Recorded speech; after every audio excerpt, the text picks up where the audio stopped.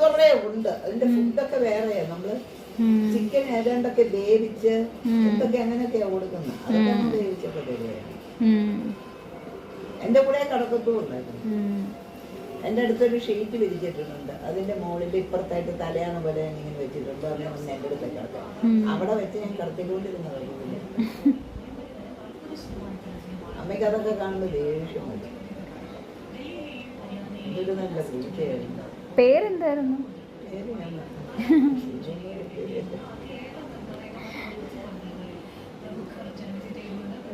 ഇവനെ ആരെങ്കിലും തട്ടിക്കൊണ്ട് പോയി? ഇവനെ തട്ടിക്കൊണ്ട് പോയി.